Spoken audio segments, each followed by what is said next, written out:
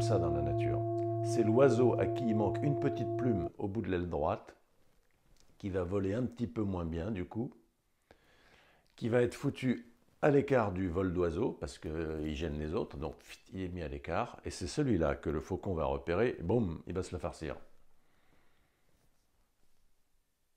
La loi de la nature est sans concession, on pourrait dire ça comme ça. C'est pas la loi du plus fort, c'est la loi de quand on commence à dériver. Mais c'est pareil pour nous, vous savez, si vous êtes fatigué, vous avez une baisse d'immunité. Si vous avez une baisse d'immunité, vous attrapez une crève. Et si vous attrapez la crève, ça vous fatigue. Et soit vous ressortez très vite de cette spirale, et c'était un épisode passager, soit vous vous y enfermez, vous y enlisez, et on sait où ça va se terminer. Ça va se terminer dans une crise qui va vous permettre d'en sortir. Mais je connais des gens qui de crise en crise ne s'en sont jamais sortis et ont fini par en décéder.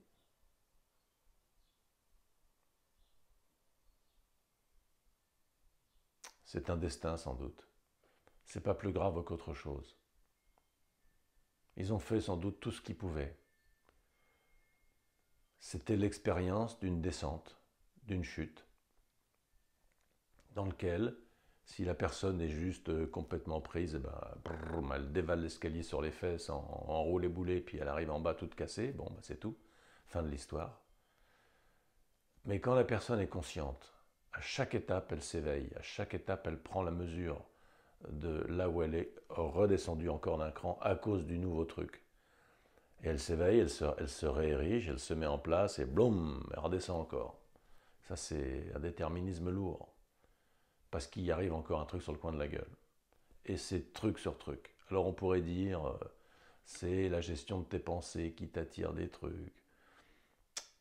Je pense que c'est mal pensé, c'est maladroit de dire ça. C'est en partie vrai.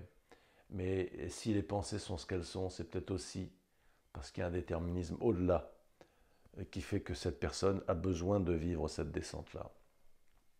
Et peut-être que si elle meurt, elle en meurt un jour, c'est parce que c'était son heure. Et que sa trajectoire était de descendre les marches de l'escalier pour vivre cette expérience et d'en mourir pour finir. Ce qui n'est pas plus dramatique que d'avoir fait l'expérience de monter d'une marche à l'autre et de mourir en haut de l'escalier. De toute façon, tout le monde meurt. La mort, la vie, est une maladie mortelle et personne n'en échappe. Mais n'allons pas nous imaginer que c'est dramatique. Heureuse mort. Ouais, je voudrais pas me faire mal comprendre sur mon propos. Quand je dis heureuse mort, je dis pas des propos morbides.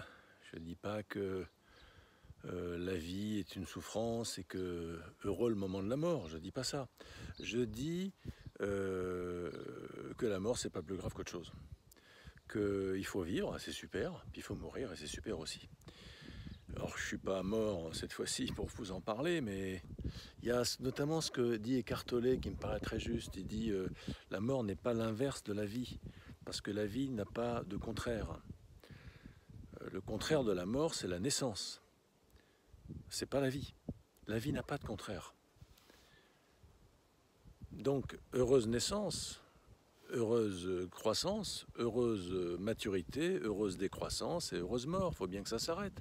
Vous savez, si ça durait tout le temps, ce serait vite casse-pied quand même. Tant que ça dure, c'est très bien. Et je ne souhaite pas avancer l'heure de ma mort d'une seconde, mais franchement, je ne souhaite pas la retarder d'une seconde non plus. Il se passera ce qui doit se passer et tout est très bien ainsi.